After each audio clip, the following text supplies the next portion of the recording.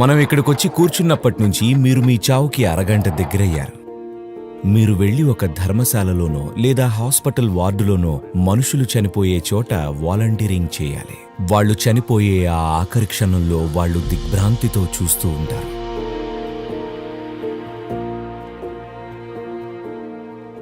నా ప్రశ్న ఏంటంటే, మానవాళి ప్రస్తుతం మనం ఎదుర్కొంటున్న ఈ గందరగోళ దశని దాటి అది గనక ఒక ఆదర్శ స్థితికి చేరుకుంటే, మనందరం స్నేహపూర్వకంగా ప్రశాంతంగా ఉంటే అప్పుడు మన తరువాతి గమ్యం ఏంటి? అప్పుడు మనం దేనికోసం కృషి చేయాలి?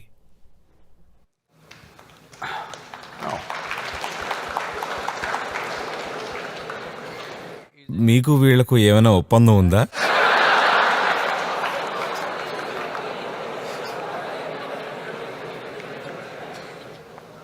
మనం దీన్ని ఈ విధంగా చూద్దాం.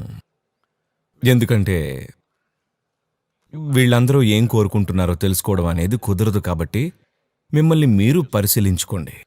ప్రస్తుతం మీరొక ఇంజనీర్ అవ్వాలని అనుకుంటున్నారు. ఇప్పటికిప్పుడే నేను మిమ్మల్ని ఇంజనీర్ని చేసేసాను అనుకోండి, ఈ క్షణమే. ఆ తర్వాత మీకు ఉద్యోగం కావాలి, నేను ఇచ్చేశాను. ఆ తర్వాత ప్రమోషన్ కోరుకుంటారు, అది కూడా ఇచ్చేశాను. తర్వాత అవార్డు కావాలనుకుంటారు, ఇచ్చేశాను. తర్వాత డబ్బు అనుకున్నారు, ఇచ్చేశాను, ఈ క్షణమే. మీరు ఊహించగల ప్రతి దాన్ని ఇప్పుడే ఇచ్చేశాను. ఇప్పుడేం కావాలో చెప్పండి.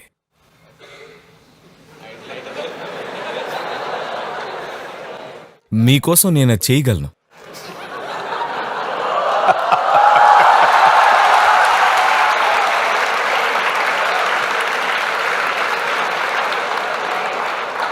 సరే, ఒక ఉద్యోగం. ఆ? ప్రస్తుతం నాకు ఉద్యోగం కావాలి.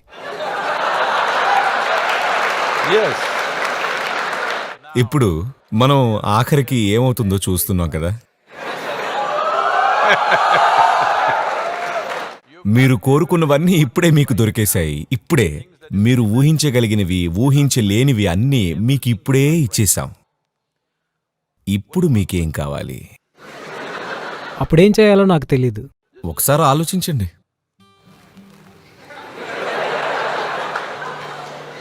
మీరు ఈ మాట అన్నప్పుడు దాని అర్థం ఏంటంటే, మీకు కావాల్సిందల్లా మీ జీవితంలో మీరు కోరుకున్నది పోరాటాన్ని. ఉద్యోగం పొందడానికి 3 ఏళ్లు పట్టాలి. అప్పుడు మీరు వావ్, నాకు ఉద్యోగం వచ్చింది అనుకుంటారు. మంచి మంచి ఉద్యోగాలున్న వాళ్ళందర్నీ చూడండి. వాళ్ళు వీధుల్లో వెళ్తున్నప్పుడు చూడండి. వాళ్ళు వీధుల్లో నవ్వుతూ తుళ్ళుతూ తన్మయంతో నడుస్తున్నారా? హలో, దయనీయమైన వ్యక్తులు వాళ్ళు. బీపీ వస్తుంది వాళ్ళకి, పనికి వెళ్లడం వల్ల అన్ని రకాల జబ్బులు వస్తున్నాయి, వెర్రెక్కి ఉన్నారు. అవునా? కాబట్టి మీకేం కావాలి చెప్పండి. ఇక్కడ అమ్మాయి ఏమైనా ఉందా?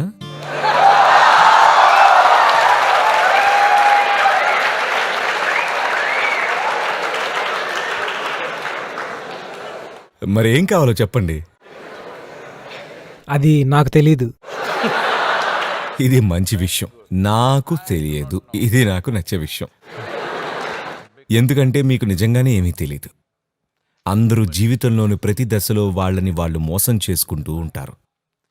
ఇలా నేను ఇంజనీర్ నవ్వాలి అనుకుంటూ ఉంటే అది మిమ్మల్ని ఒక 5 నుంచి 7 ఏళ్ల పాటు బిజీగా ఉంచుతుంది. ఆ తర్వాత ఉద్యోగం అని మిమ్మల్ని మరొక 2 ఏళ్లు బిజీగా ఉంచుకుంటారు. ఆ తర్వాత ఇలాంటి ఉద్యోగం కావాలి, అలాంటి ఉద్యోగం కావాలి అని మిమ్మల్ని 8 ఏళ్లు బిజీగా ఉంచుకుంటూ ఉంటారు. ఇంత డబ్బు కావాలి, అంత డబ్బు కావాలి అని మిమ్మల్ని మరో 25 ఏళ్లు బిజీగా ఉంచుకుంటారు. ఇలాంటి అమ్మాయి కావాలి, అలాంటి అమ్మాయి కావాలి, అలాంటి అబ్బాయి కావాలి అని మిమ్మల్ని మరో కొన్నేళ్లు బిజీగా ఉంచుకుంటారు. తరువాత పిల్లలు వస్తారు. వాళ్ళు ఇలా అవ్వాలి, అలా అవ్వాలి, ఇదిగో అదిగో అని. సరే, మేము మీ అంతిమ వీడ్కోలుకు ఏర్పాటు చేస్తున్నాం.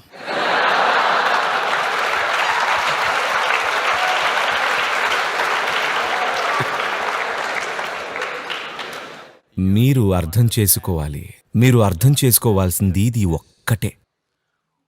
ప్రస్తుతం మీరు మీ జీవితానికి ఎన్నో రకాల నిర్వచనాలను ఇస్తూ ఉండొచ్చు. కానీ ప్రాథమికంగా మీరు నా జీవితం అని మీరు పిలిచేది ఏదైతే ఉందో అది కేవలం కొంత సమయం ఇంకా శక్తి యొక్క సమ్మేళనం మాత్రమే. అవునా? మీరిక్కడ కూర్చునుండగా మనందరికీ సమయం గడిచిపోతుంది. దాన్ని వెనక్కి నడిపించగలరా? మీరొక ఇంజనీర్ కదా, వెనక్కి పంపగలరా? నిన్నటి రోజు బాలేదు కాబట్టి నేను వెనక్కి వెళతాను. వెళ్ళగలరా? మనందరికీ సమయం గడిచిపోతుంది. మనం ఇక్కడ కూర్చునుండగా గడిచిపోతుంది. గడియారంలో సమయం కాదు, గడిచిపోతుంది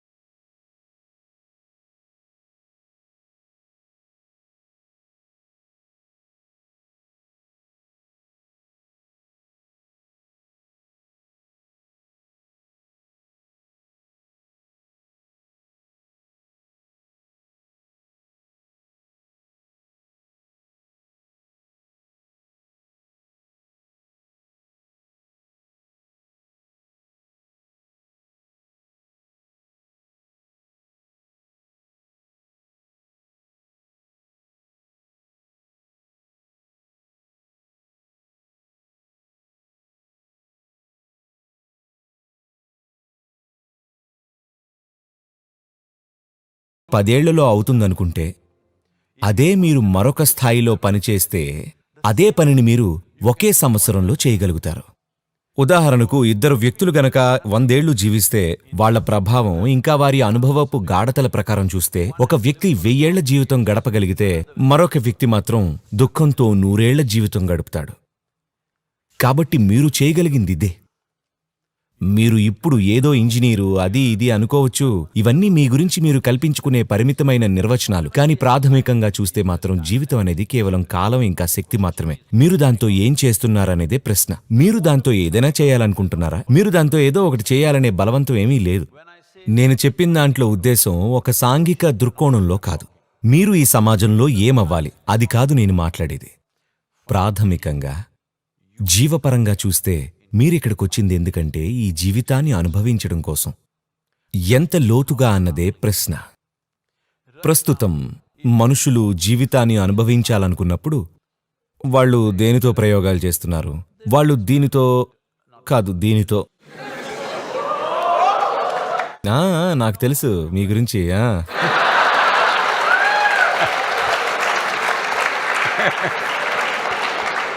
లేదా దీనితో ప్రయోగిస్తారు, లేదా ఇంకేదో ప్రయోగాలు చేస్తుంటారు.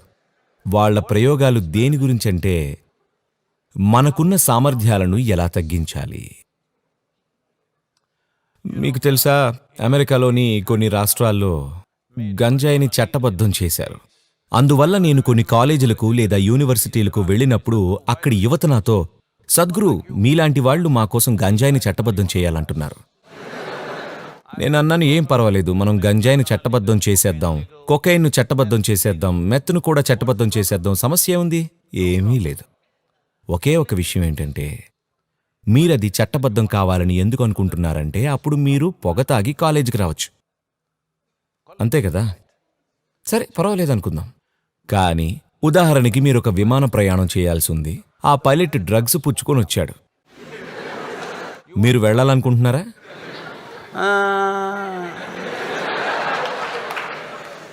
ఎందుకంటే అతను విమానం ఎక్కకుండానే ఎగురుతున్నాడు.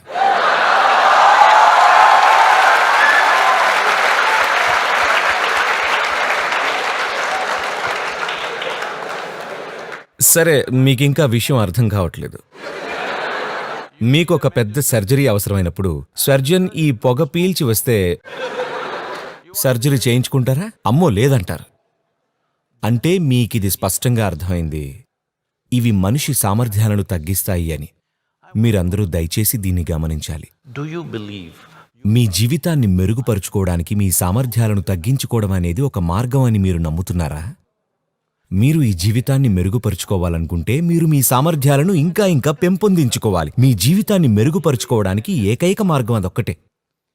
మీకున్న శక్తులను తగ్గించుకొని దానివల్ల మీ జీవితం మెరుగుపడుతుందనుకుంటే అది ఎటువంటి మూర్ఖత్వం చెప్పండి. కేవలం అది మిమ్మల్ని ఇలా ఇలా అయ్యేలా చేస్తుంది. కాబట్టి నేను మిమ్మల్ని ఎప్పుడు ఇలా ఇలా ఉండేలా చేయగలను. కావాలంటే మత్తు తీసుకోకుండానే నేనెప్పుడు ఇలాగే ఉంటాను. నా కళ్ళు చూడండి, నేను నిషాలో లేనా? ఎప్పుడూ ఏ మత్తు పదార్థం ముట్టుకోలేదు, కానీ ఎప్పుడూ నిషాలో ఉంటాను. ఎందుకంటే మీరు దీన్ని అర్థం చేసుకోవాలి, ఈ ప్రపంచంలోని అతిపెద్ద రసాయన కర్మాగారం ఉన్నది ఇక్కడే. మీరు గనక దీన్ని సరిగ్గా నిర్వహించగలిగితే మీకు కావలసిన అనుభవాల్ని మీరు లోపల నుండే సృష్టించుకోవచ్చు. అలాగే మీ ఇంద్రియ శక్తులను పెంపొందించుకోవచ్చు కూడా. మీకు ఒక అనుభవం కలిగినప్పుడు మీరు దాన్ని అనుభూతి చెందడానికి కూడా మీ సామర్థ్యాల స్థాయి దానికి అనుగుణంగా పెరిగి ఉండాలి. ఇది ఈ ప్రపంచంలో ఉన్న అతిపెద్ద రసాయన కర్మాగారం కదా, మీరు ఒప్పుకుంటున్నారా? ఇక్కడ కెమికల్ ఇంజనీర్లున్నారా? నేనడుగుతుందేంటంటే మీరు మీ వ్యవస్థని ఏ విధంగా నిర్వహిస్తున్నారు? ఇంత ఆధునికమైన వ్యవస్థ మీకు ఇవ్వబడినప్పుడు మీరు కనీసం దాని యూజర్ మాన్యువల్ చదివారా?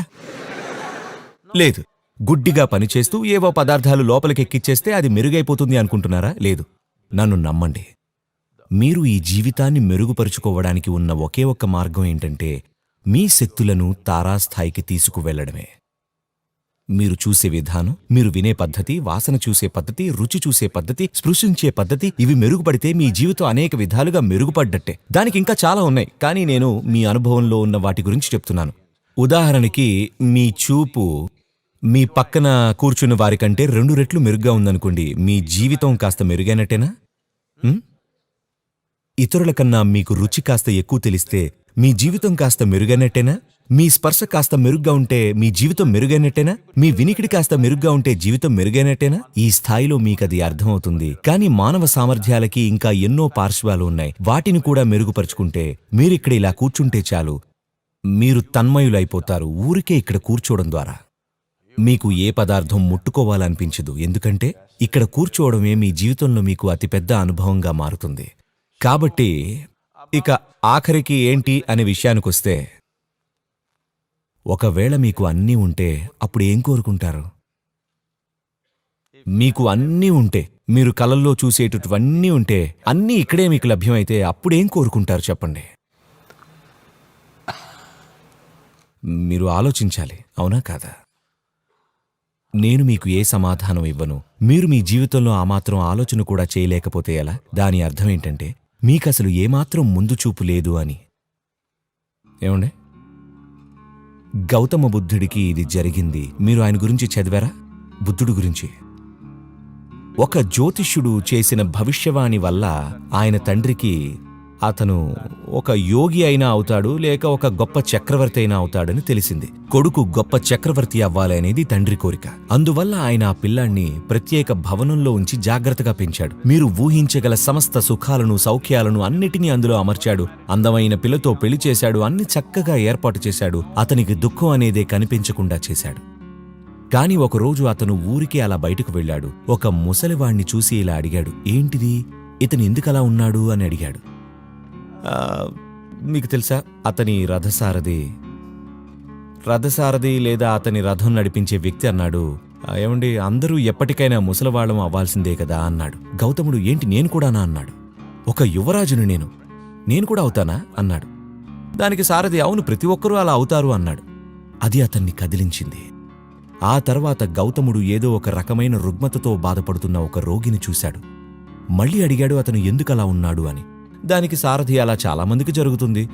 ఎవరికి ఏ రోగం వస్తుందో ఏమీ చెప్పలేం, ఎవరికైనా రోగం రావచ్చు అన్నాడు. చాలామంది ఇది ఇతరులకు మాత్రమే జరుగుతుందనుకుంటారు. లేదు, అది మనకి కూడా జరగచ్చు, అవునా? ఆ తర్వాత అతను ఒక అంత్యక్రియను చూశాడు, ఒక శవాన్ని. మళ్ళీ అడిగాడు అదేంటి అని. దానికి సారథి, అది తప్పదు కదా, ప్రతి ఒక్కరికి ఒక రోజు రావాల్సిందే అన్నాడు. మీకు కూడా తెలుసు కదా, మీరు కూడా చనిపోతారు అని. ఎందుకంటే చాలామంది ఎదుటివారు మాత్రమే చనిపోతారనుకుంటారు. లేదు, బుద్ధిపరంగా వాళ్ళకి తెలుసు, కానీ ఎప్పటికీ బతుకుతాం అనుకుంటూ ఉంటారంతే.